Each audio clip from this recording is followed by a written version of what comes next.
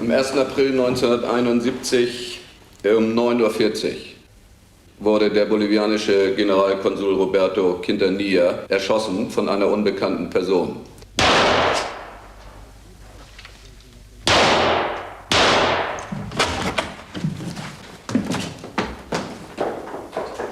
Die Täterin konnte aus dem Wohnungsflur flüchten ins Treppenhaus. Wie sich herausstellte, trug die unbekannte Person eine Perücke, um ihre Identität zu verschleiern. Ein erster Verdacht gegen eine bestimmte Person, nämlich Monika Ertel, war 1971 dann aufgrund von Hinweisen ungenannter Quellen und von Pressemeldungen entstanden. Man fand dann unter anderem einen Zettel mit der Aufschrift Victoria o Muerte, auf Deutsch Sieg oder Tod, und dahinter die Abkürzung ELN. Diese Abkürzung bedeutet Ejército de Liberación Nacional, Bolivianische Nationale Befreiungsfront. Ein Tag nach der Tat bekannte sich dann auch diese Organisation in Presse- und Rundfunkmeldungen zu der Tat und bezeichnete diese als revolutionären Justizakt. Die Ermittlungen ergaben, dass Zeugen die Täterin beschrieben haben, aufgrund dieser Beschreibung ein Phantombild angefertigt wurde und dieses Phantombild dann verschiedenen Personen, die Monika Ertel gut kannten, vorgelegt wurde und es bestand eine große Ähnlichkeit. Aber letztendlich hat die Staatsanwaltschaft Hamburg diesen Tatverdacht nicht verifizieren können.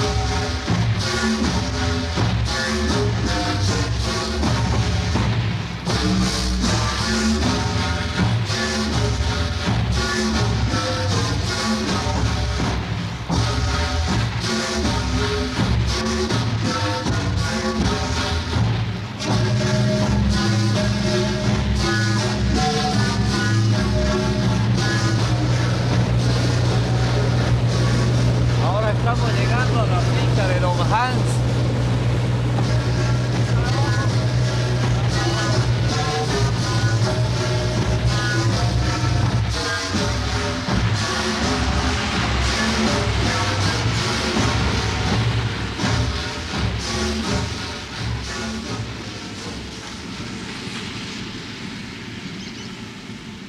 Unsere Suche nach Monika Ertel beginnt in Bolivien, Provinz Santa Cruz auf der Hacienda La Dolorida. Hier lebt Monikas Vater, der heute 80-jährige bayerische Filmpionier und Abenteurer Hans Ertel.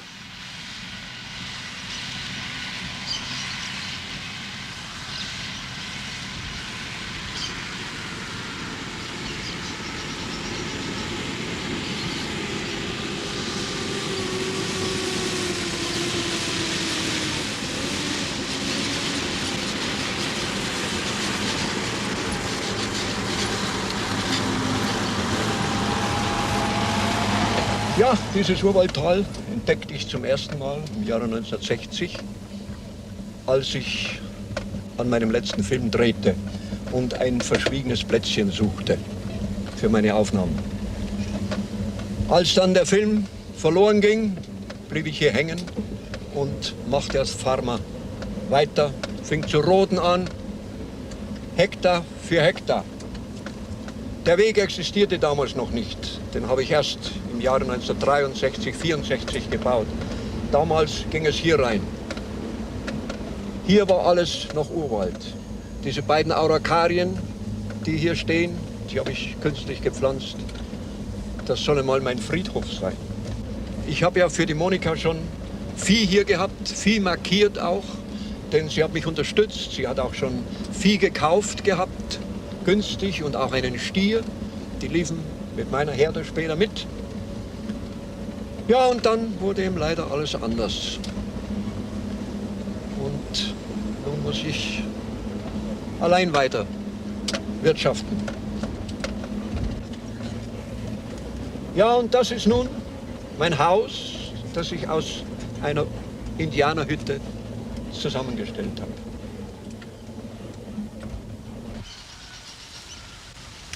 Ja, ich habe in Zukunftswünsche geschwelgt damals, aber es wurde leider alles anders.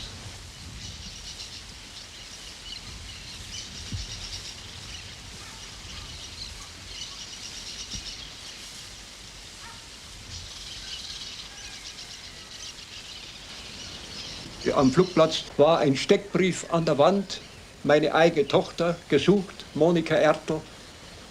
Und es war ein Preis ausgesetzt von $20.000. Ich nahm meinen Hut ins Gesicht und verschwand raus, stieg ein Taxi ein und war weg. So etwas ist für einen Vater das Furchtbare.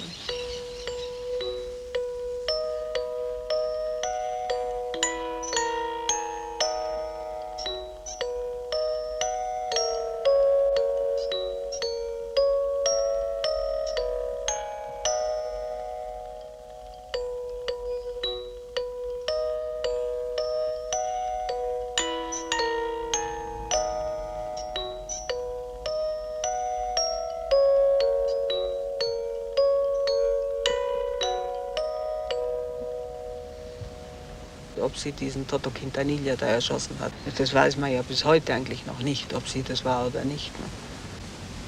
Das ist nicht bewiesen. Sie konnte, wenn wir als Kinder eine Fliege erschlagen haben, dann hat sie sich umgedreht, weil sie es nicht sehen konnte. Also ich kann mir nicht vorstellen, dass sich ein Mensch so ändern kann, ohne Einfluss von außen. Ich hatte 4 Mädel in meiner Ehe. Hätte gern einen Jungen gehabt. Für mich war dann die Monika. Das Menschenkind, was mir den Jungen ersetzte. Sie war ein halber Junge.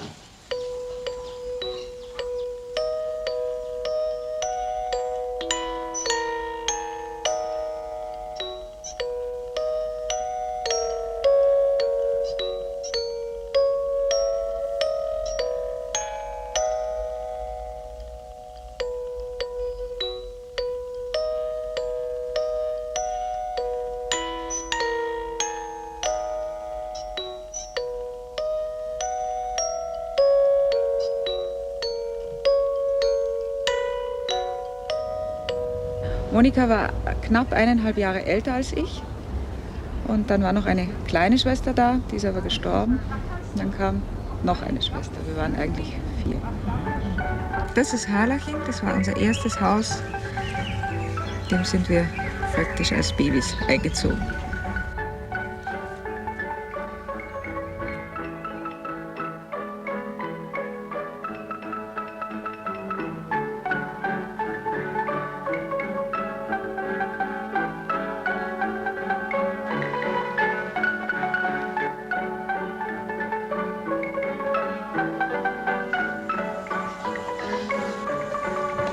Ich war leider wenig zu Hause. Der Beruf, wir hatten ein nettes Haus in Harlaching, uns gemietet. Das heißt, die Miete war ziemlich hoch, aber nach 15 Jahren sollte das Haus uns gehören. Haben uns das nett eingerichtet mit einem kleinen Obstgarten, eine Garage. Ja, aber ich war immer wieder weg, weil ich zwangsweise als Kriegsberichter mit der Filmkamera eingezogen wurde. Und das hat mir später dann einige Nachteile gebracht. Ich hatte nach dem Krieg Berufsverbot als Filmmann. Nicht etwa, weil ich bei der Nazi-Partei gewesen wäre, sondern weil ich zwangsweise als Kriegsberichter mit der Filmkamera eingezogen wurde und so an fast allen Fronten tätig war. Als ich zurückkam, erhielt ich sofort ein fabelhaftes Angebot, weil ich eine reine Weste hatte, politisch gesehen, für die Bavaria nach München-Geiselgasteig. Aber ich musste zuerst das politische Screening machen und da fiel ich durch. Weil der Screening Officer erklärte, ja, wir kennen alle Ihre Aufnahmen, die Sie gemacht haben während des Krieges. Sie haben den Krieg verherrlicht. Sie sind zweimal als der beste Kriegsberichter ausgezeichnet worden. Sie haben vor allem Rommel ganz groß herausgebracht. Sie sind mitschuldig, weil Sie durch Ihre Aufnahmen quasi den Krieg verlängert hatten. Mein Vater war natürlich sehr viel weg. Er war erst 6 Jahre im Krieg. Dann kam er 1945 zurück und ist 1948 mit der ersten Gelegenheit mit einer Anden-Amazonas-Expedition nach Südamerika gegangen. Er war im Grunde genommen für uns Kinder nur 3 Jahre zu Hause. Wir waren also ich war über 3 Jahre von meiner Familie weg, habe mich in Bolivien herumgetrieben, habe Flussfahrten auch unternommen und alle möglichen Urwaldexpeditionen. Ich war von diesem Land einfach fasziniert. Dieses Mal oben, mal unten, arriba, abajo, Symbol eigentlich unseres ganzen Lebens oder meines Lebens überhaupt, bald oben im Hochgebirge, bald unten im Tiefland. Das war das, was mir imponierte und was mir behagte. Und als ich die Daueraufenthaltsgenehmigung bekam, ehrenhalber von der bolivianischen Regierung, konnte ich meine Familie nachkommen lassen. Wir haben uns auf Bolivien eigentlich nicht sehr gefreut. Wir mussten auswandern. Der Vater hatte sich vorgestellt, drüben eine neue Existenz aufzubauen. Die ganzen Freunde, Schulkameraden, alles mussten wir hinlassen. Wir wussten ja überhaupt nicht, was uns da drüben erwartet.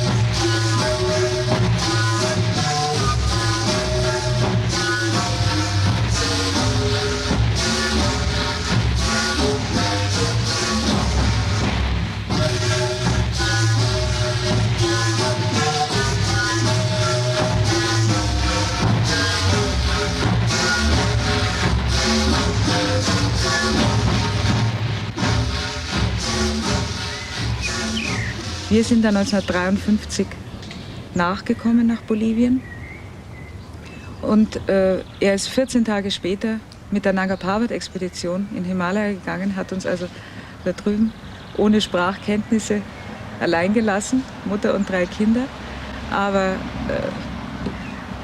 er war halt mal so. Ja, also die Kinder, die hatten es sehr schön. Sie machten dann schöne Ausflüge zum Titicacasee, sie konnten fischen, sie konnten jagen. Monika schoss sehr gerne Enten. Aber Monika hatte Umstellung. Im Zusammenhang mit ihrer ersten Monatssache, das blieb plötzlich nach 3 Monaten weg in der Höhe, durch den Einfluss der Höhe, dauernd auf 3500 Meter, bekam sie, was man normalerweise sagt, eine Art Jugendepilepsie. Meine Frau musste sie mit einem alten Bergseil von mir am Bett festbinden, weil sie Tobsuchtsanfälle bekam. Und damals kam bereits dieses Heilmittel raus, das Cortison als erstes, das zwar noch nicht ganz erprobt war, aber damit wurde Monika geheilt.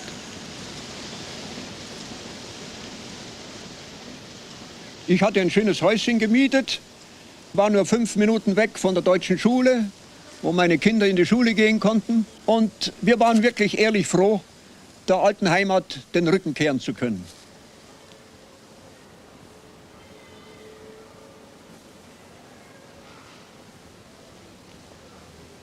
Die Europäer haben eigentlich die Oberschicht gebildet. Also die haben in Häusern gewohnt mit 5, 6 Bediensteten. Das konnte sich jeder leisten, weil die nichts kosten. Selbst wir, die wir bestimmt nicht viel Geld zur Verfügung hatten, konnten uns 2 Mädchen leisten. Meine Mutter hat dann sehr bald angefangen zu arbeiten, weil das Geld aus Deutschland bzw. von der Expedition ja auch nicht sehr regelmäßig kam. Aber wir sind sehr, sehr nett empfangen worden von einigen deutschen Familien, bei denen mein Vater ja auch schon teilweise gewohnt hat und mit denen er sehr netten Kontakt hat.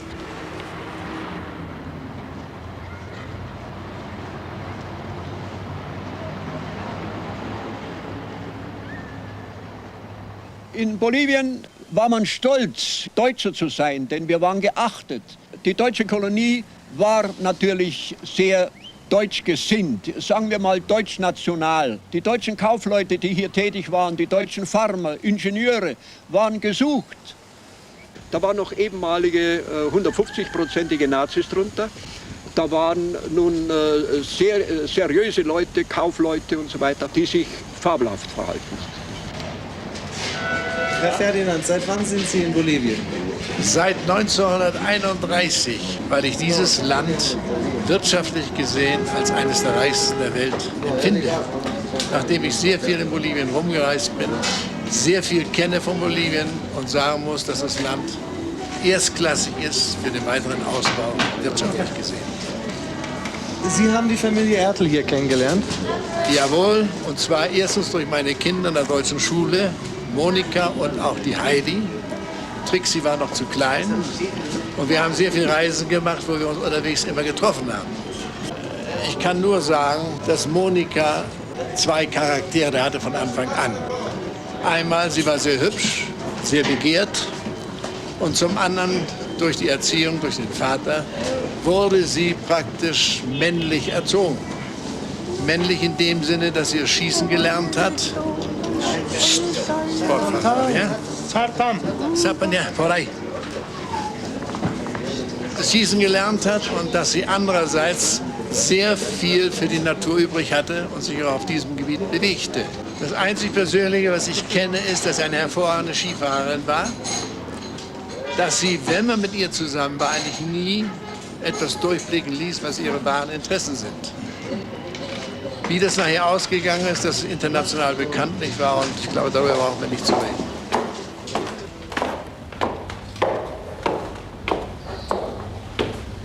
Monika wollte ja unbedingt ihr Abitur machen, hat es dann aber durch diese schwere Krankheit, bei der sie einen Großteil des Kurzzeitgedächtnisses verloren hat, vorübergehend, konnte sie das Abitur überhaupt nicht mehr machen und ist dann nach der Entlassung aus der Klinik und nach der Erholung mit dem Vater eben auf Reisen gegangen. Ich nahm Monika mit als Assistentin.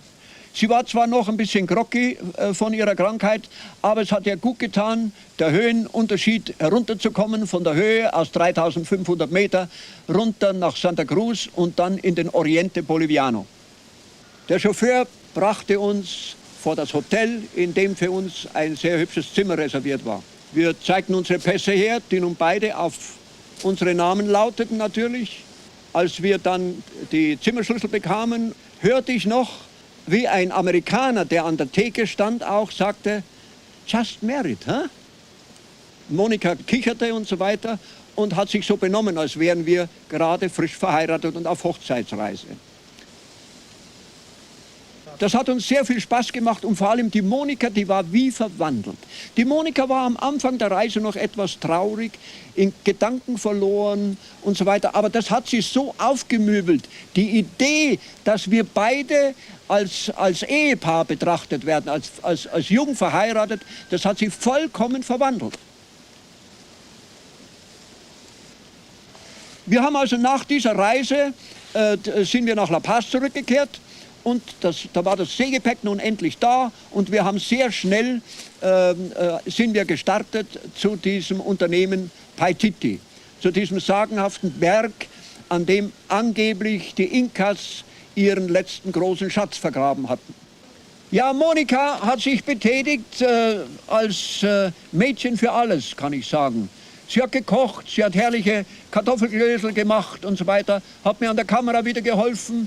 Allerdings diffizile Arbeiten und verantwortungsvolle Arbeiten wie Film umlegen und so, das konnte ich ihr zunächst nicht überlassen, das habe ich selbst gemacht. Aber sie hat sich langsam eingearbeitet und hat dann natürlich auch noch Schießunterricht genommen. Alle meine Expeditionsteilnehmer mussten gut schießen können, obwohl wir keine Angst zu haben brauchten in diesem Gebiet, dass wir vielleicht von wilden Indianern überfallen würden.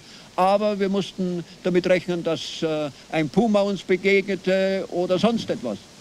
Sie hat eben alles, was nötig war, eben zugepackt. Sie hat das Funksprechgerät bedient und alles, was ihm dazugehörte im Expeditionsalltag. Ja, Hito-Hito war die Expedition nach Paititi, im Anschluss an Paititi. Wieder hatte ich große Schwierigkeiten, die Expedition vorzubereiten. Wir waren 4 Expeditionsmitglieder, außer mir und meiner Tochter Monika, war damals Frau Burgel-Möller dabei und ein junger Freund, ein Deutscher, so setzte sich die Expedition zusammen.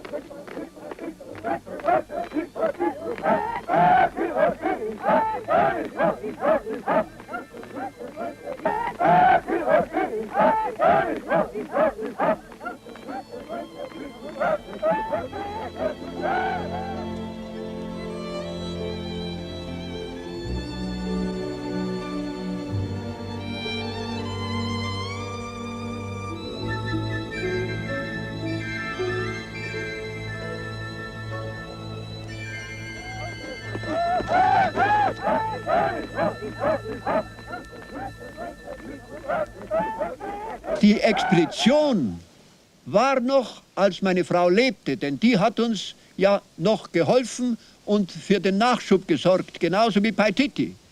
Aber ich bin dann zur Jahreswende 1957, 58 nach Deutschland, um den Film zu schneiden. Und während des Filmschnitts ist meine Frau gestorben. Meine Frau hatte Leberkrebs. Und sie wusste das bereits, als sie nach Bolivien kam. Ohne mir das zu sagen. Als ich mich verabschiedete, standen wir am Flugplatz in La Paz und sie stand so sinnend etwas abseits. Und da sagte ich, brauchst nicht traurig sein. Wenn mir etwas passiert, kriegst du ein Vermögen, mit dem du in Bolivien schon was anfangen kannst. Ihr könnt auf alle Fälle sehr schön weitermachen. Ach, sagt sie, um dich habe ich keine Angst. Aber wenn mir etwas passieren würde, habe ich eine Bitte. Heirate nicht irgendeine Frau, heirate meine Freundin Burgel. Gut, das war ja die Sekretärin meines Vaters noch. Und soweit ich mich erinnern konnte, war sie eigentlich immer zwischen der Ehe. Obwohl mein Vater immer das Gegenteil behauptet hat und gesagt, ja, also, wenn die Rallye seine Frau stirbt, also das letzte Wort sei gewesen, er soll sie heiraten. Aber das glaube ich bis heute nicht. Die zwei Frauen, die konnten sich nicht ausstehen. Die Burgel war in meiner Familie, bei meinen Kindern, die Tante Burgel, die einfach dazugehörte. Es ist klar, dass in La Paz böse Zungen in der deutschen Kolonie alles Mögliche erzählten und wissen wollten über diese Ehe zu dritt. Aber böse Zungen gibt es in der ganzen Welt. Moni und ich haben das eigentlich... Uns hat es sehr getroffen, als wir erfuhren, dass eigentlich das Verhältnis zwischen seiner zweiten Frau und meinem Vater schon sehr viel länger ging, schon zur Lebzeit meiner Mutter. Und das, glaube ich, ist etwas, was tief sitzt. Aber es hat sich dann auch gegeben. Sie haben gesehen, dass Burgel, also ihre zweite Mutter, alles getan hat, um ihnen quasi den Übergang von ihrer eigentlichen Mami zu erleichtern. War wirklich eine großartige Stiefmutter. Und meine Stiefmutter, die konnte eben eigentlich die Mutterrolle nie ersetzen. Es war ein Unterschied wie Tag und Nacht. Also kein Mensch mochte die Frau.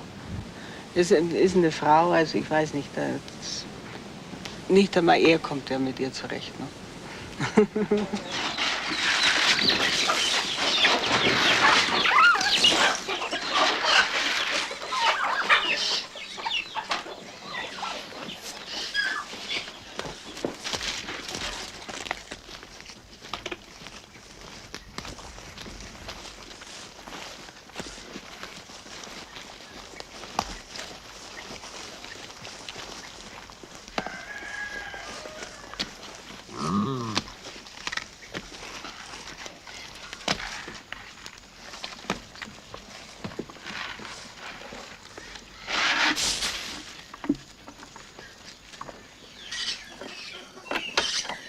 Manchmal hätte ich den Wunsch, statt zu einem Käse irgendeinen Zeitgenossen da reinzudrehen und ein bisschen zu pressen.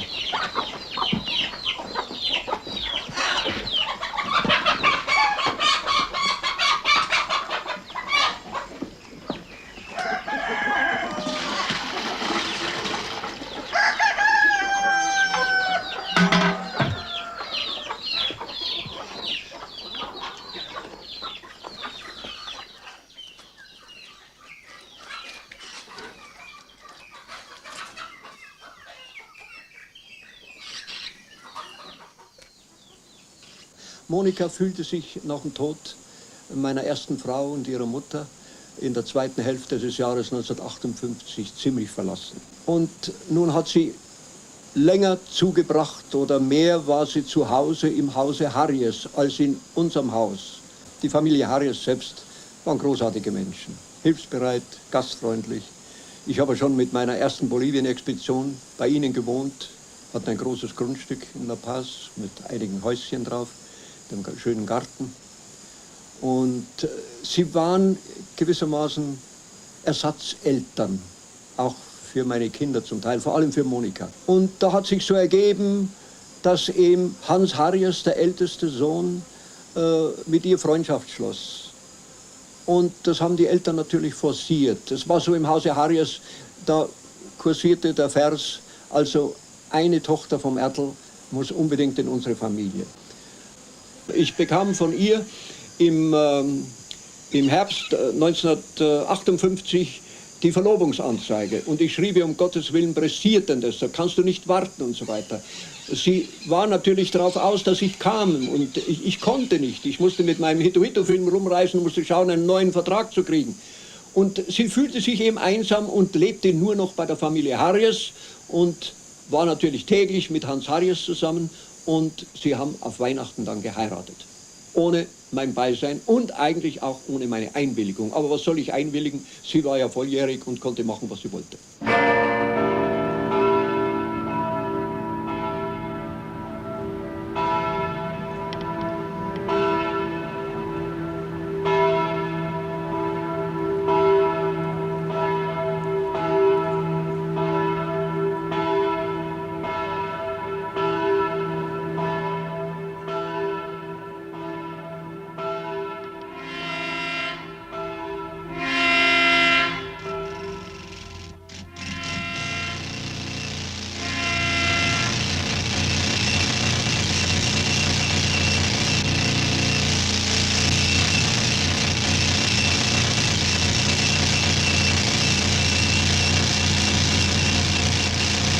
Ich habe sie nur einmal besucht in Suhl auf dieser Mine, auf der sie ja mit ihrem Mann gelebt hat. Und da hat sie eigentlich schon einen sehr zufriedenen Eindruck gemacht, aber für mich eigentlich hat sie die Rolle einer Frau gespielt, die in Social Life aufging. Sie hat Golf angefangen zu spielen, was sie also normalerweise bestimmt nicht getan hätte. Sie hat also Bridge-Tees veranstaltet. Sie hat alles das getan, was eigentlich nicht zu ihr passt. Im zweiten Jahr begann bereits das Kriseln in dieser ehelichen Gemeinschaft. Sie lebte zwar quasi in einem goldenen Käfig, sie konnte Golf spielen, sie konnte Tennis spielen und er war natürlich stolz auf die hübsche Frau.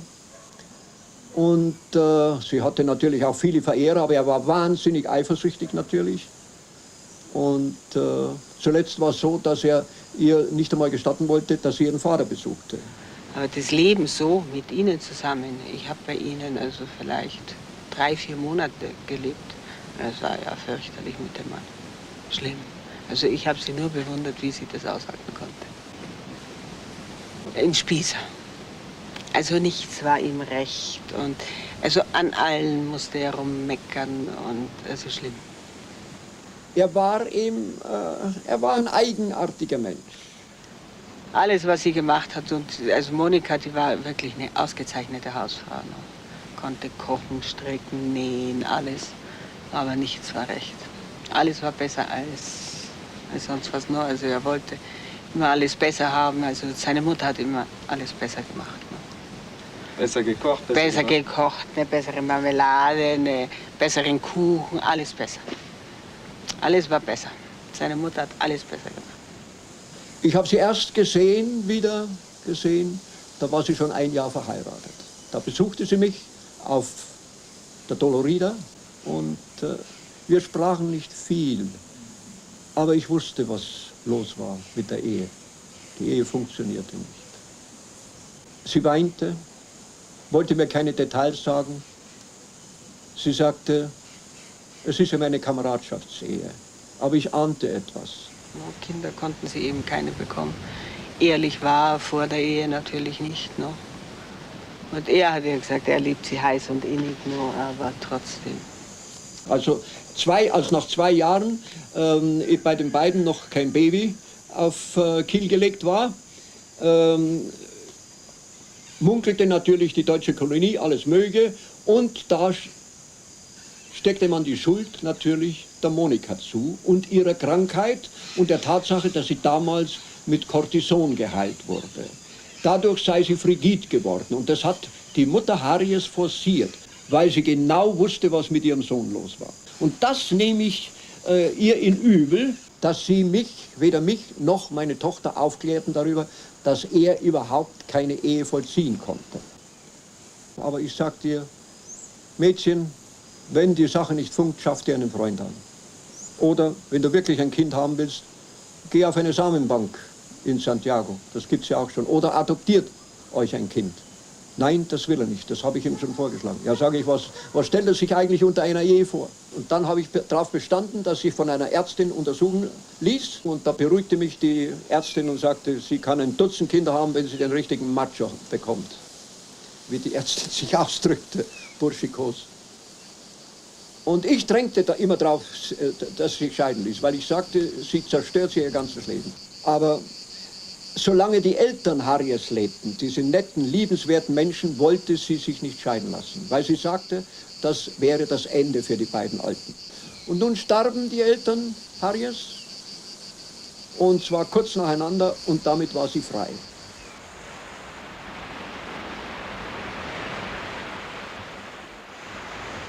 Es ist ja immer so, dass bei einer Scheidung nach außen hin meist die Frau schuld sein soll. Und die Monika hat sich aber tapfer durchgebissen. Sie ist zum Goethe-Institut und hat dort als Sprachlehrerin gearbeitet. Hat aber nebenbei iOS-Aktien verkauft. Sie hat die reichen Leute alle besucht und versucht, denen diese Aktien anzudrehen, diese Fonds anzudrehen, ist mit ihnen Golf spielen gegangen. Und sie wurde überall eingeladen, weil sie eben eine bildschöne Frau war. Aus der Zeit weiß ich sehr, sehr wenig, weil ich ja hier schon in Deutschland war. Ich weiß nur, dass sie sich ein Häuschen über die Garage ausgebaut hat und dort gelebt hat. Und dass sie eben die Arbeit mit Lilot Bauer begonnen hat, dieses Kinderheim aufzubauen, dieses Kinderheim zu führen für diese Indianerkinder, deren Mütter oder Eltern eben in der Klinik sind, sich nicht um die Kinder kümmern können. Und er ist ja nach Deutschland, USA und hat für das Kinderheim gesammelt. Und ehrlich gesagt, die haben das Kinderheim aufgebaut, das Centro San Gabriel.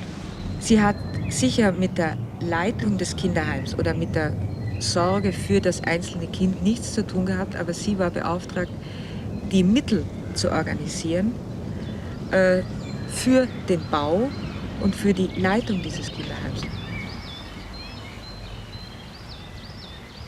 Sie hat dann den Reinhard Harries, den Jüngsten, getroffen, in Deutschland schon, 1968 und 1969, der in Freiburg Medizin studierte.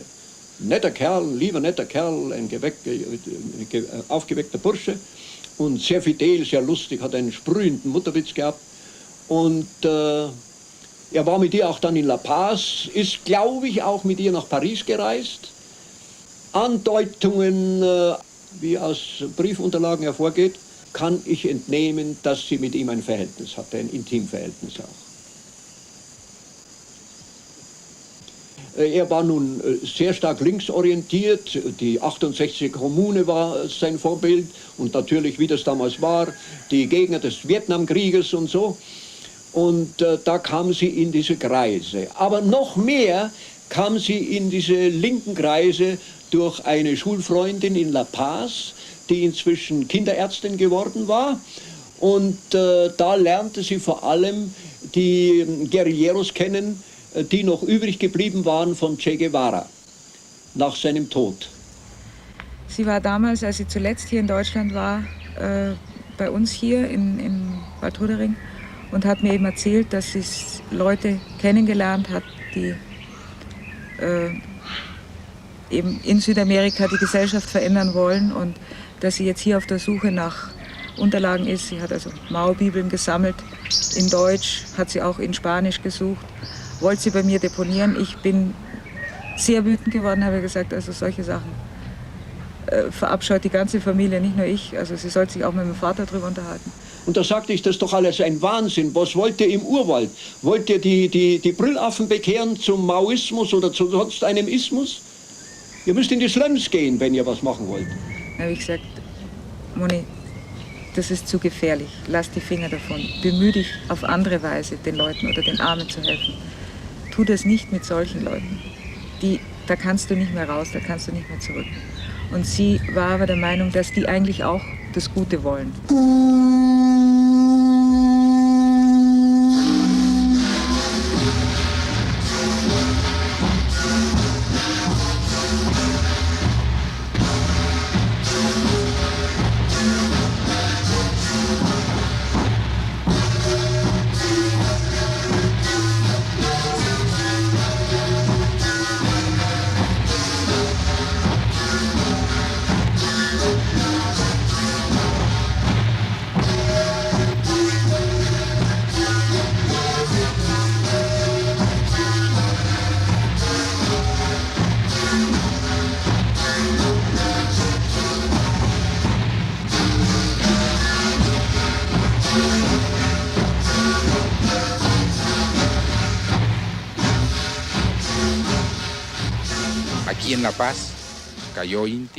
Da unten in La Paz fiel Inti. Dort fielen viele Kameraden, die für Bolivien eine neue Hoffnung bedeutet hatten.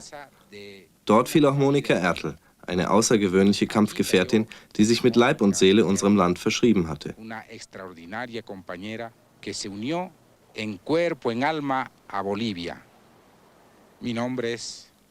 Ich bin Chato Peredo, der jüngere Bruder von Inti. Von Beruf bin ich Arzt, schloss mich aber 1967 nach Che Guevaras Ende meinen Brüdern und der Guerilla an.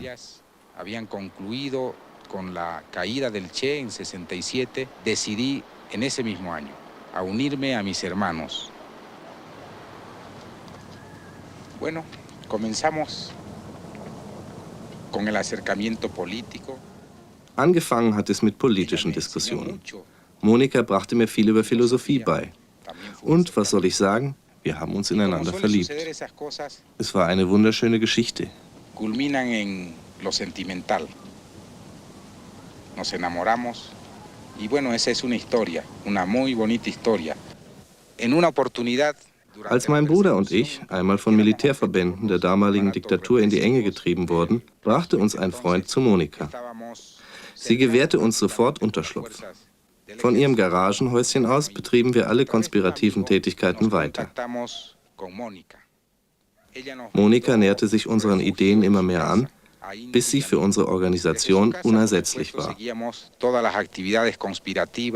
Y Mónica fue cada vez más acercándose política y organizativamente a nosotros hasta que se constituyó en un pilar extraordinario. Je suis écrivain, philosophe, actuellement conseiller du président de la République, François Mitterrand. Ich bin Schriftsteller, Philosoph und Berater des französischen Präsidenten Mitterrand. In den 60er Jahren lebte ich in Lateinamerika. 1967 wurde ich in Bolivien inhaftiert, weil ich an der Guerilla von Che Guevara teilgenommen hatte. 4 Jahre später, Ende 1970, bin ich entlassen worden. Ich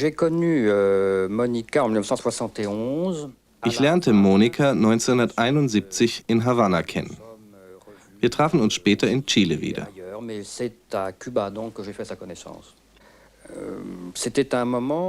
Zu diesem Zeitpunkt war die ELN, die die Nachfolge von Che Guevara angetreten hatte, praktisch zerschlagen.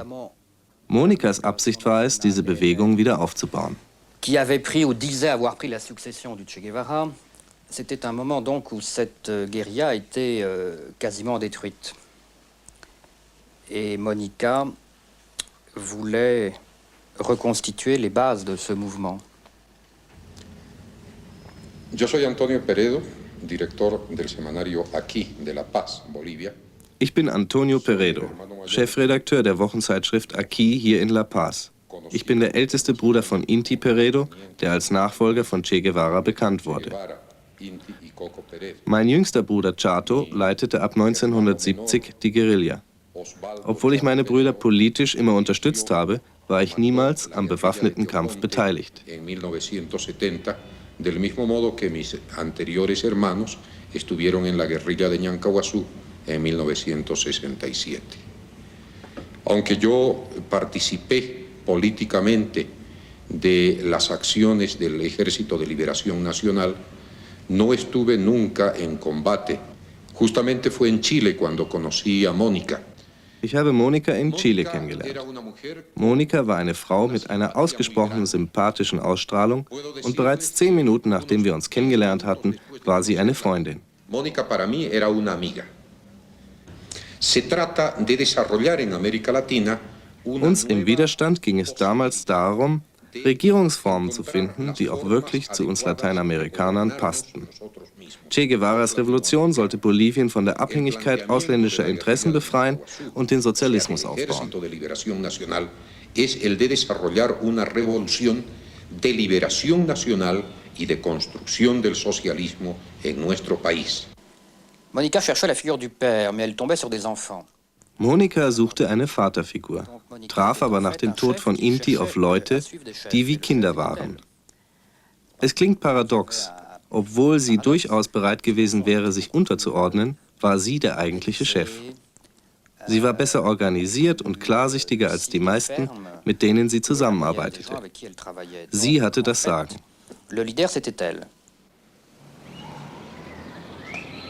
Ich weiß nicht, ob sie so sehr eine Vaterfigur gesucht hat, aber sie hat bestimmt eine Führerfigur gesucht, wobei sie selber natürlich auch intelligent genug war, um eine Führerrolle zu übernehmen. Und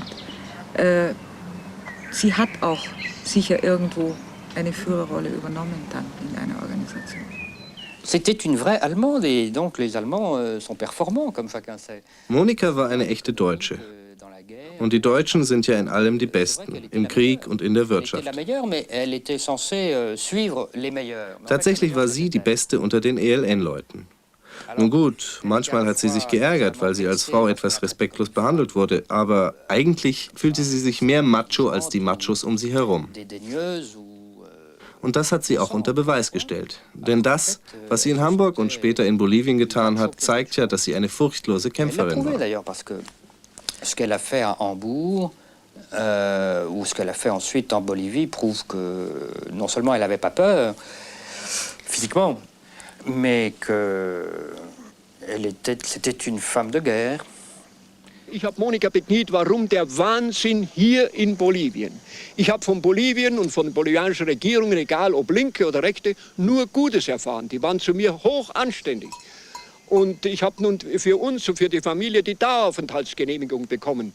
Und es ist für mich unmöglich, mich gegen mitzumachen bei einer Sache, die gegen eine bolivianische Regierung ist.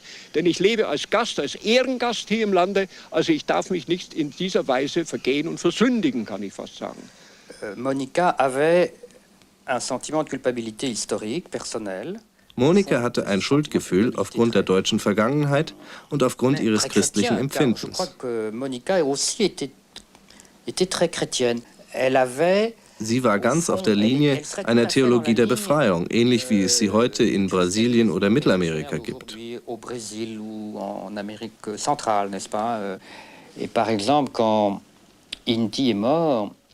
Zum Beispiel schrieb Monika ein Gedicht, als der ELN-Führer Inti starb.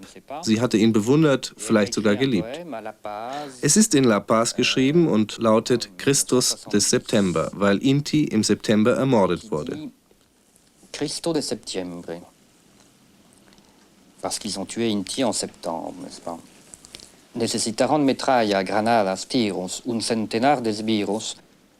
Kanonen, Granaten, 1000 Schüsse boten sie auf und 1000 Spitzel. Unter dem Kommando eines Niederträchtigen ermordeten sie Inti in einem unglückseligen September. Quintanilla, Quintanilla, wie schäbig von dir. Es lässt dich nicht mehr ruhen in deinen Nächten, du raubtest Inti das Leben und meintest das ganze Volk. Doch Inti ist nie gestorben. Er lebt weiter im Herzen der Menschen, die du nicht alle wirst töten können. Bolivien hat jetzt einen Christus mit einem Gewehr, gekreuzigt mit den Kugeln in einem unglückseligen September. crucificado en las balas en un septiembre infeliz. Bon, elle fait donc d'Inti Peredo le Christ des pauvres. Sie machte also Inti Peredo zum Christus der Armen und sich selbst möglicherweise zu Maria Magdalena, ich weiß nicht. Auf alle Fälle war das eine Anschauung, die überhaupt nicht marxistisch oder dergleichen war. Ich würde sagen lyrisch, emotional, spirituell, aber nicht politisch. Und genau das hat ihr eine große Kraft gegeben. Inti es difícil en una sola palabra decir, pero lo que más resume. Mein Bruder Inti war der bedeutendste Nachfolger von Che Guevara hier in Bolivien. Aquí en Bolivia. A Inti lo mataron el 9 de septiembre del 69. Sie töteten Inti am 9. September 1969, als er dabei war, die ELN neu zu organisieren. Das war eine der wenigen Nächte, in denen Inti nicht im Haus von Monika übernachtete. Wir erfuhren aus dem Radio, was sich morgens um 6 Uhr ereignet hatte. Por la radio me entero de la noticia del enfrentamiento que había ocurrido a las 6 de la mañana. Verantwortlich waren die Armee und Spezialeinheiten des Innenministeriums unter dem Kommando von Roberto Quintanilla, der auch als Toto Quintanilla bekannt war. Y fuerzas del ejército.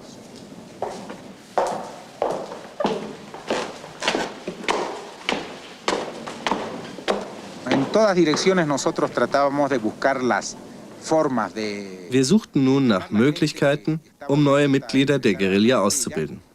Geeignet war das Urwaldgebiet nördlich von Santa Cruz, wo Monikas Vater lebte. Sie besuchte ihn und wollte ihn überreden, mit uns zusammenzuarbeiten.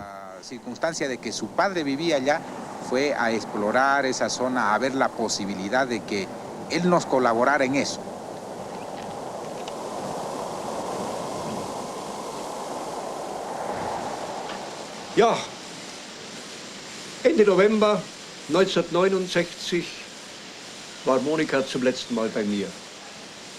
Sie versuchte mich eine ganze Woche lang für ihre revolutionären Ideen zu gewinnen. Es war interessant, aber ich konnte nicht akzeptieren. Ich konnte nicht gutheißen, dass sie plötzlich hier auftaucht mit einer Gruppe Guerilleros, die hier meine Farm, die ich mir mühsam aufgebaut hatte, als Trainingsquartier benutzten, um Schießübungen und was weiß ich alles zu machen. Sie war alleine hier, sie wollte nur mich gewinnen dafür, dass sie diese Leute nachkommen lassen konnte und so weiter. Und das lehnte ich strikt ab. Denn ich wusste ja nun, was die bolivianische Regierung gegen die Guerilleros unternommen hatte und was sie weiterhin unternommen wollte, und ich wollte mich nicht reinziehen lassen. Und außerdem waren meine Ideen eben ganz anders.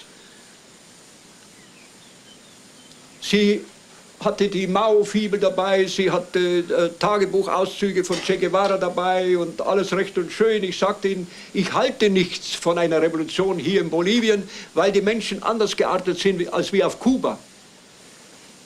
Die Herren auf Kuba, Fidel Castro oder Che Guevara, die haben einen großen Fehler gemacht.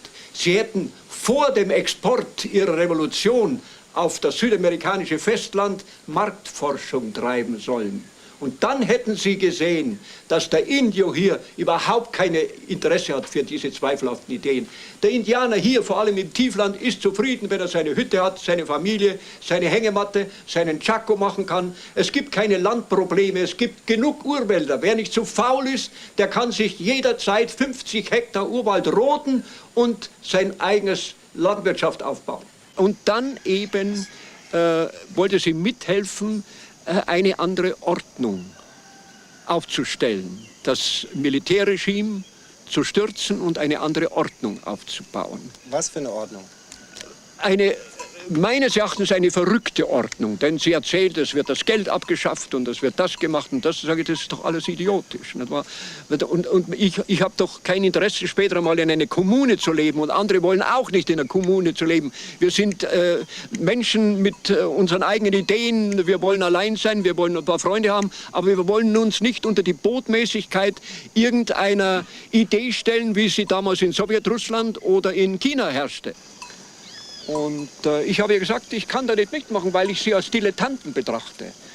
Die haben gedacht, die Polizei und die Militärs, hat sie gesagt, sind doch alles Idioten. Sage ich, das kannst du nicht sagen. Die Leute haben Taktik und Strategie gelernt und sind von deutschen Offizieren ausgebildet worden. Der Beweis war ja auch, dass es ihnen gelungen ist, den Che Guevara zu fangen. Das tragische Ende allerdings von Che Guevara hat nun Unmut hervorgerufen. Und das hat in der ganzen Welt natürlich dazu beigetragen, dass Che Guevara zum Märtyrer gestempelt wurde, hinter dem ein großer Teil der Jugend in vielen Ländern stand.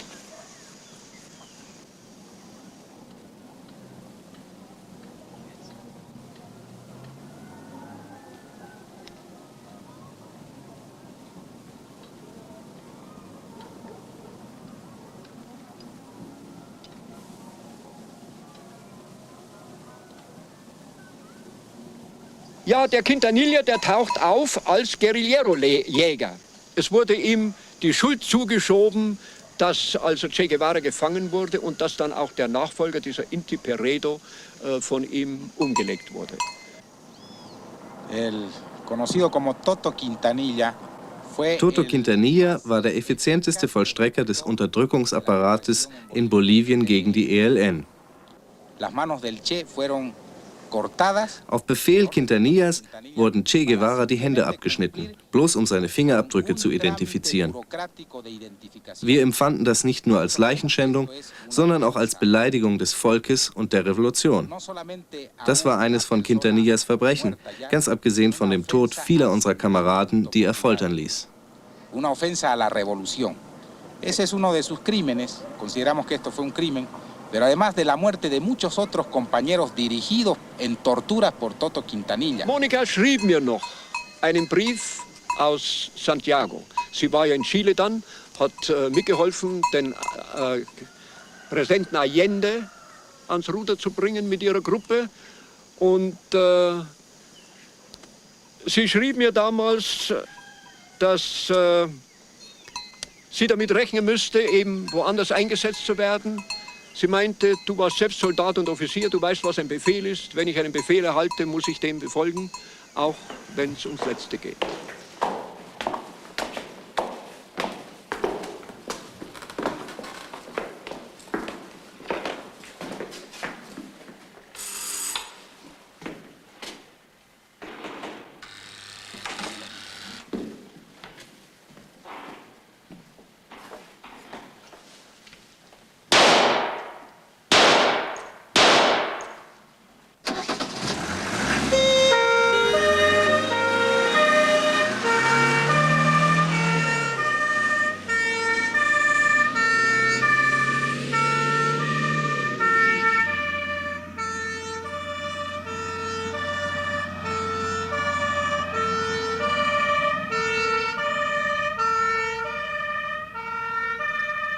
Was wissen Sie über die Täterin?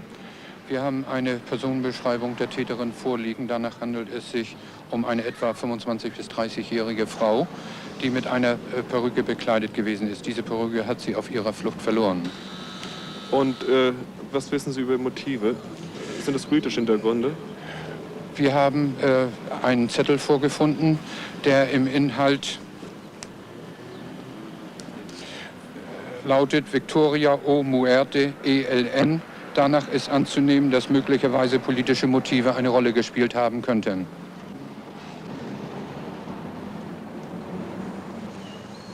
Nach dem Mord in Hamburg war ich natürlich hier unten auch ziemlich in Aufregung, weil ich Monika ja 2 Jahre vorher zu ihrer Verteidigung einen kleinen Damencolt verehrt hatte, einen 22 mm Colt. Und ich nun zunächst glaubte, sie hat mit diesem Revolver die Tat begangen. Und ich war dann richtig froh, wie man erfuhr über die Zeitung, dass dieser Revolver, mit dem die Tat ausgeführt wurde, von dem Mailänder Verleger Veltrinelli gekauft worden war und ihr ausgehändigt worden war. Man hat Monika im Übrigen nachgesagt, dass sie mit dem Mailänder Verleger Veltrinelli auch ein Verhältnis hatte und dass er ihre Reisen entsprechend und Hotelaufenthalte finanziert hat. A Feltrinelli le han asignado Feltrinelli hat man die verschiedensten Rollen im Zusammenhang mit der Revolution in Lateinamerika zugewiesen. Die Tatsache, dass man ihn mit Dynamit ermordete und es so hinstellte, als habe er sich bei dem Versuch, eine Bombe zu legen, selbst in die Luft gesprengt, bestätigt, dass er für einige Leute äußerst gefährlich war. Ein Mann jedoch, der Geld, ein Auto oder eine Pistole besorgt, ist nicht automatisch gefährlich. Feltrinelli war gefährlich, weil er in Europa die Literatur der lateinamerikanischen Revolution verbreitete. Deswegen wollte man ihn als Terroristen hinstellen. Der Terrorismus von Feltrinelli aber fand sich nur in dem, was sein Verlag herausgab. El terrorismo de Feltrinelli estaba en lo que editaba la editorial Feltrinelli. Nach dem Mord in Hamburg war für mich natürlich auch ganz klar, dass die Auswirkungen auch bis hierher kamen. Ich fand bald die Bestätigung, als man einen Melder schickte aus Konzeption, dass 4 Polizisten in Uniform mit dem Flugzeug, mit einer Militärmaschine gelandet waren, um mich dingfest zu machen. Man vermutete, dass ich mit meiner Tochter noch in engster Verbindung stand, obwohl ich seit 2 Jahren mit ihr keine Verbindung mehr hatte. Und da muss ich sagen, haben sich die Indianer hier großartig bewährt und auch die Leute in Konzeption, die haben den 4 Polizisten keinerlei Fahrzeug zur Verfügung gestellt. Sie haben dann Pferde kontratiert und sind losgeritten und da haben meine Indianer in San Andrés und in Guadalupe die Straße gesperrt in einer Schlucht, haben Bäume gefällt, da mussten die Kerle unverrichtete Dinge umkehren. Aber ich habe natürlich auch vorgebaut, ich habe mich versteckt hier und saß hier oben auf dem Höhenrücken fast den ganzen Tag und habe beobachtet, ob jemand käme. Und bei Regenwetter bin ich runter in die Hütte, stand im Kontakt mit meiner Frau, die mir signalisierte, entweder mit einer roten Lampe Gefahr oder grünes Licht gab, wenn ich runtergehen konnte in der Nacht.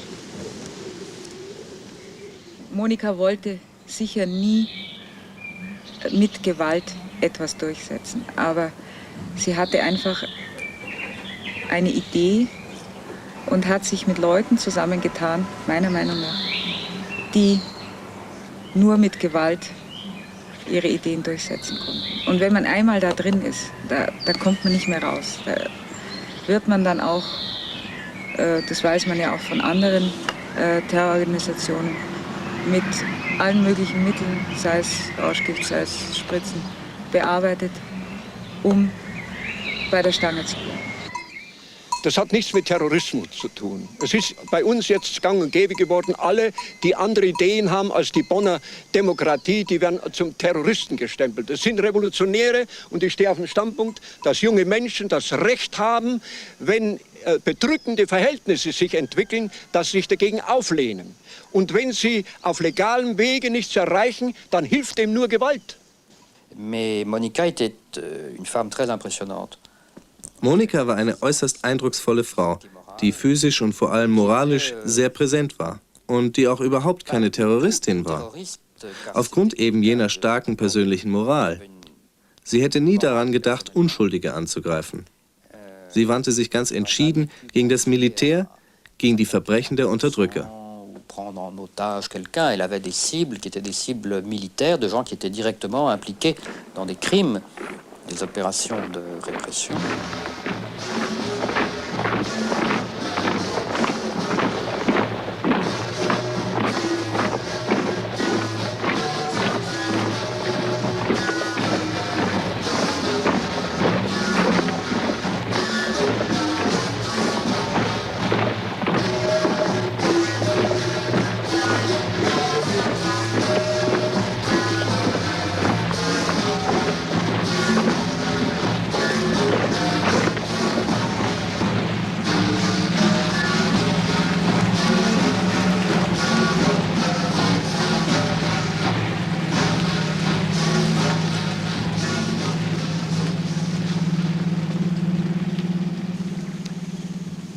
Nachdem sie, sagen wir mal, diese Gehirnwäsche mitgemacht hat, dieser Linksbewegung, waren natürlich alle, die nicht links standen, ihre Gegner. Sie gehörte nun fest zu dieser Organisation, zu diesem Ejército de la Liberación Nacional, dieser Befreiungsarmee an. Sie schrieb mir in einem ihrer letzten Briefe, die sie mir aus dem Untergrund zukommen ließ, und wenn ich eines Tages fallen muss, dann bin ich ihm gefallen für eine großartige Sache. Nachdem Monika die Aktion in Hamburg durchgeführt hatte, kam sie nach Chile. Weil Interpol sie inzwischen identifiziert hatte, beschlossen wir, sie nicht mehr nach Bolivien zu schicken. Sie fuhr daraufhin nach Kuba, wo sie Kontakte zu anderen Untergrundbewegungen pflegte und sich für weitere Einsätze vorbereitete. Das war in einem sozialistischen Land wie Kuba leichter als anderswo. Contactos con otras organizaciones. En un país socialista era mucho más fácil tener esos contactos, desarrollar esa actividad y aprender algunas cosas que eran necesarias como inteligencia, metodología conspirativa, etcétera, etcétera. Dans ce contexte, nous avons évoqué diverses... Und dabei spielten wir im Geiste die verschiedensten Operationen durch, wie man die Solidarität aus dem Ausland für unsere Sache gewinnen könnte. Und da kamen wir auf die Idee, sie oder ich weiß nicht mehr genau, wer von uns beiden, auf die Idee jedenfalls, Klaus Barbie zu entführen, der sich in Bolivien Altmann nannte. L'enlèvement de quelqu'un dont on venait de s'apercevoir qu'il était Barbie, n'est-ce pas, qui s'appelait Altmann. Ich habe den Herrn als Klaus Altmann kennengelernt, und zwar bei einem 5 Uhr Tee, wo ich auch eingeladen war, bei einer befreundeten Familie in La Paz.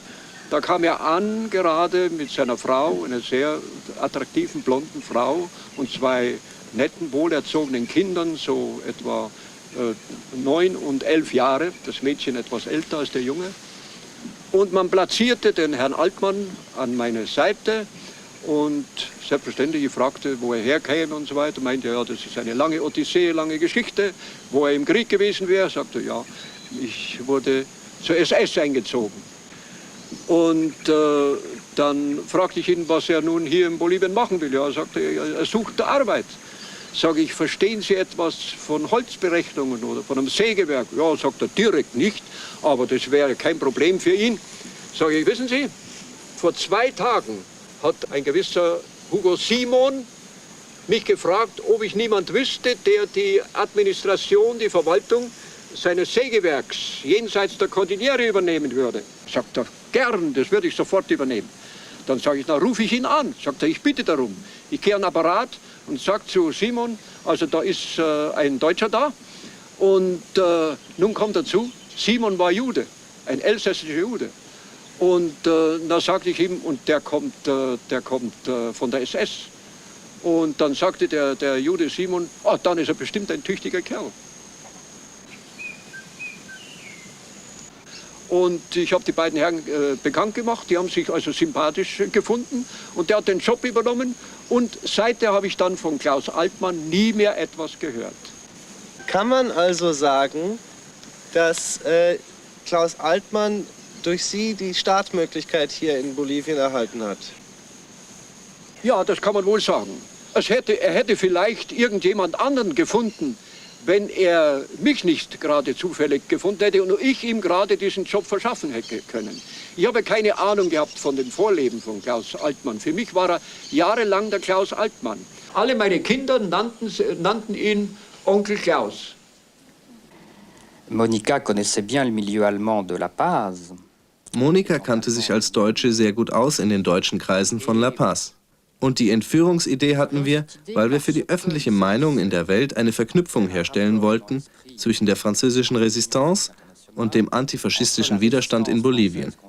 Wir wollten zeigen, dass es ein und derselbe Mann war, der die Unterdrückung des demokratischen Widerstandes in Lyon während des Krieges leitete und der zu denen gehörte, die in Bolivien die Revolution gewaltsam zu zerschlagen suchten. Organisait la répression de la résistance démocratique française à Lyon était celui ou l'un de ceux qui organisait la répression du mouvement révolutionnaire en Bolivie. Die Monika war damals eben so fanatisiert, dass ihr alles egal war. Dass sie auch einen Freund der Familie, der er ja nun war, auch weil er nun einer anderen Richtung angehörte, ihren Guerilleros ausgeliefert hätte. Er hatte ja nun nicht gerade weiße Weste. Ja, klar. Was natürlich während des Krieges passiert ist und in seiner Tätigkeit in Lyon, das steht auf einem anderen Blatt. Darüber kann ich mir kein Urteil abgeben. Darüber kann ich kein Urteil abgeben. Monika était quelqu'un d'obsédé par le nazisme, je pense. Monika war besessen vom Kampf gegen die Nazis. Einer der Gründe für ihr Engagement, als Deutsche, vielleicht auch als Tochter ihres Vaters, war der Wunsch, etwas wieder gut zu machen von den Verbrechen der Nazis. Allemande et peut-être en tant que fille de son père, les crimes du nazisme. Klaus Barbie war Angehöriger des CIA schon seit seiner Flucht aus Deutschland. Seine Aktivitäten hier hingen direkt mit der Anwesenheit des CIA in unserem Lande zusammen. Ja, es ist natürlich, er hat nun den Job gehabt und den Auftrag, weil er nun Fachmann war, die bolivianische Geheimpolizei nach dem Muster der SS aufzubauen. Quintanilla estaba entrenado por Klaus Barbie. Wurde Quintanilla auch von Barbie ausgebildet? Es gibt starke Indizien dafür, dass ausländische Berater am Werk waren. Die Methoden der Repression waren ganz typisch für die Nazizeit, ganz im Stil der Konzentrationslager. Entonces, tenía que haber algo detrás. C'est une histoire morale, si vous voulez, parce que, bon, Das ist eine moralische Geschichte, wenn man so will. Denn zum einen hatte Barbie Monikas Vater benutzt, um sich unter falschem Namen in Bolivien niederzulassen. Und außerdem hatte Barbie mit Sicherheit, auch wenn ich das nicht beweisen kann, den Hinterhalt organisiert, bei dem Monika getötet wurde. L'embuscade où Monika a été tuée.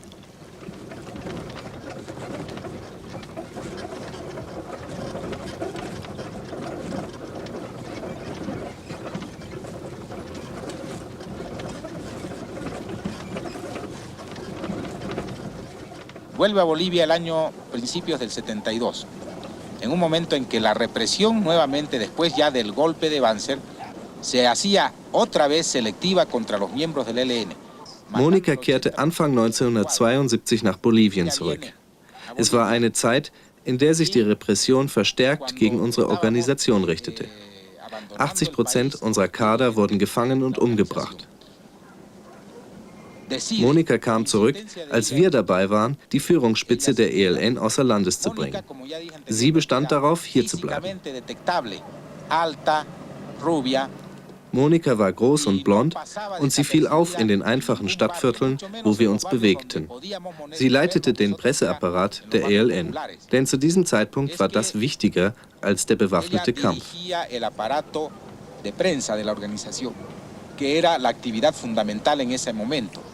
Wir befanden uns auf dem Rückzug und wir wollten nur die Saat legen für eine spätere Neuorganisation. Monika leitete auch unsere geheime Druckerei, die in diesem Viertel versteckt war. Mónica dirigía eso. Y los equipos de prensa que teníamos tenían que estar en cuartos en los barrios populares.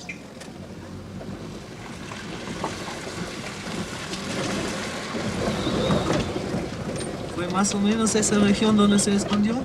War es hier ungefähr, wo sie sich versteckt hielt? Ja, in etwa. Aber selbst wenn ich das Haus gekannt hätte, ich würde es jetzt nicht wiederfinden. Hier gibt es so viele kleine Häuser, Löcher eigentlich, in denen eben das einfache Volk lebt. Son conventillos, como vive la gente acá, ¿no? Es gente del pueblo, entonces. ¿Cómo podía haber movidos? Wie konnte sich Monika denn hier bewegen?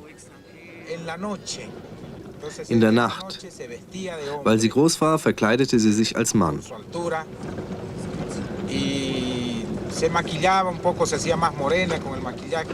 Sie schminkte ihre Haut etwas dunkler und trug auch einen Hut oder eine Mütze und gab sich als ein großgewachsener Bolivianer aus. Die Nacht war immer schon eine Verbündete der Untergrundbewegungen und besonders für Kämpfer, die nicht aussahen wie die Einheimischen.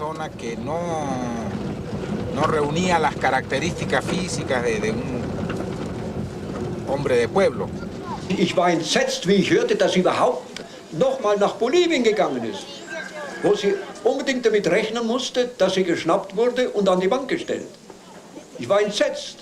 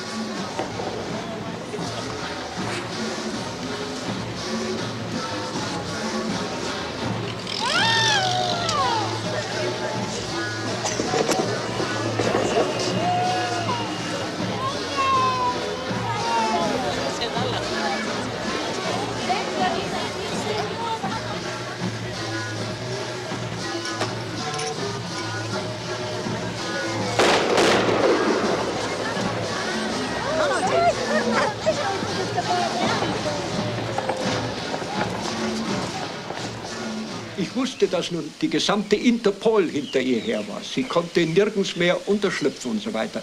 Und ich hoffte oft, manchmal schrecklich in der Nacht auf, hörte ich was, das ist, jetzt kommen sie, jetzt ist die Monika. Denn ich hatte ihr angeboten, wenn du in Not bist, kannst du jederzeit zu mir kommen. Ich werde dich verstecken und ich werde dich auch verteidigen, wenn irgendetwas ist.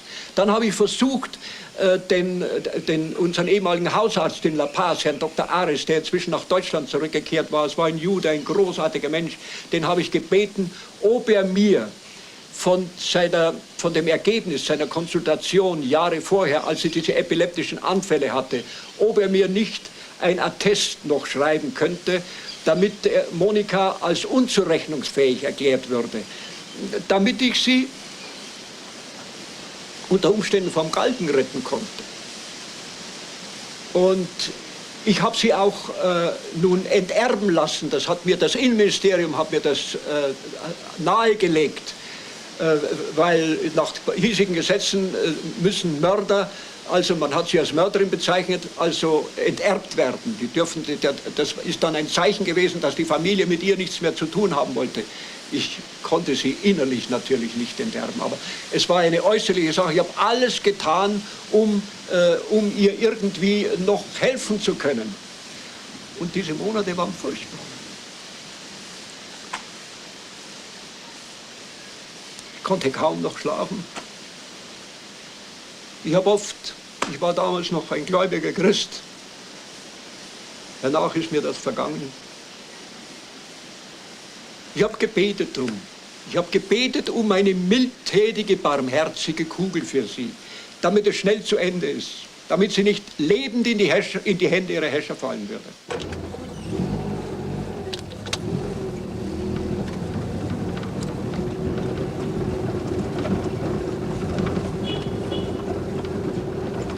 Dicen que fue aquí. Bueno, este fue el lugar donde Hier soll es passiert sein? Ja, hier gerieten sie in den Hinterhalt. Hier wurden Monika und ein anderer Compañero, der sie begleitete, getötet.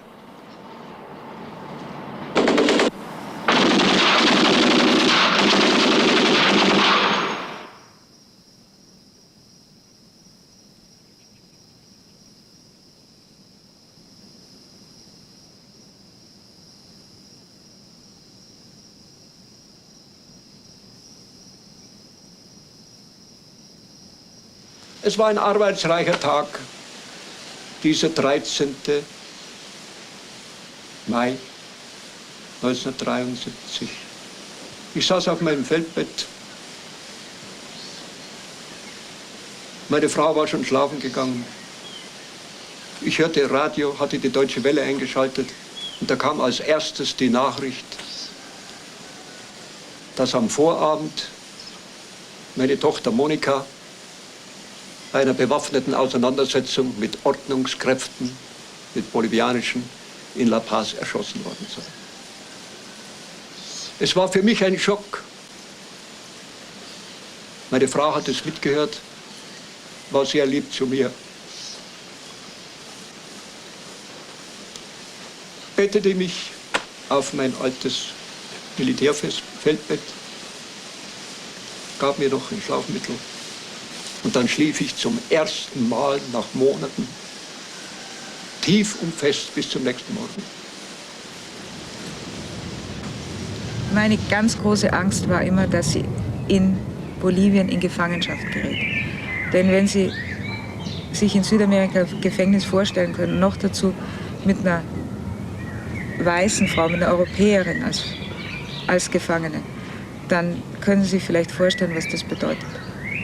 Und mein Vater und ich, wir haben immer gesagt, es wäre schlimmer, sie dort in Gefangenschaft zu wissen, als sie tot zu wissen.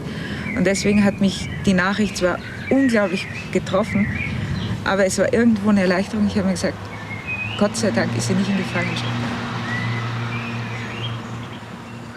Wir setzen sofort ein Telegramm auf an die deutsche Botschaft mit der Bitte, dass sie im Grab ihrer Mutter am deutschen Friedhof in La Paz beerdigt würde. Die deutsche Botschaft hat es versucht, aber es war nicht möglich. Es kam ein Telegramm zurück. Sie hätte ein christliches Begräbnis gefunden, aber nicht im Grab ihrer Mutter. Wie diese christlichen Begräbnisse aussahen damals, das haben wir aus dem Buch von Regis Debray erfahren, mit der Italienerin, die als Freiheitskämpferin ähnlich fiel wie Monika. Die kam lebend in die Hände ihrer Herrscher. Sie wurde mehrmals vergewaltigt und dann umgebracht und einfach über die Mauer in den Garten der italienischen Botschaft geworfen. Aber für ich war froh, sie war im Kampf erschossen worden. Das war nun die Version. Und ich konnte wieder aufleben. Es war nun vorbei, endlich. Der Druck, der jahrelang auf mich gelastet hatte, der war nun von mir genommen.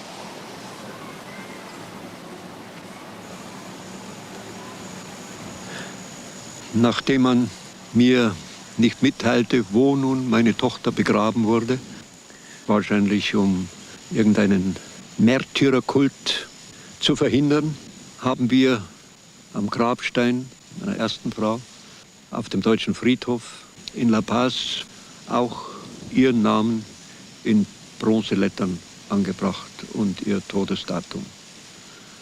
Dieser Stein, der lag ursprünglich auf dem letzten Anstieg zum Chacaltaya und der war immer, wenn wir Ausflüge machten dorthin, unser Frühstücksplatz, unsere Tischplatte.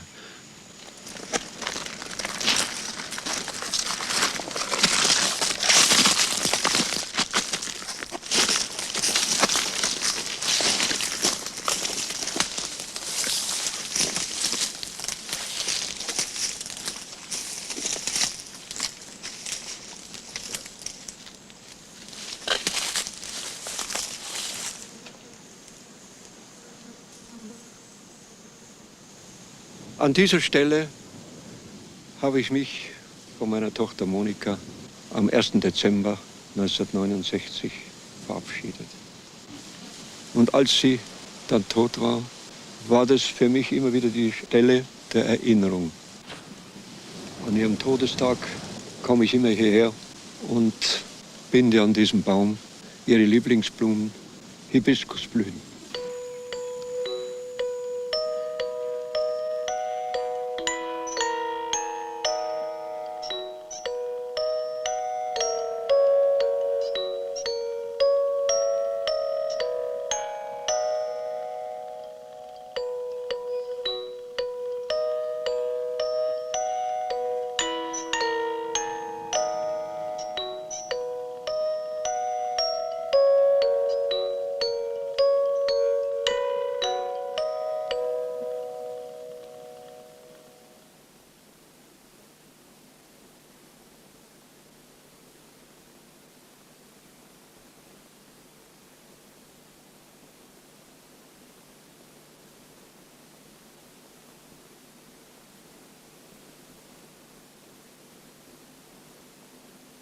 Thank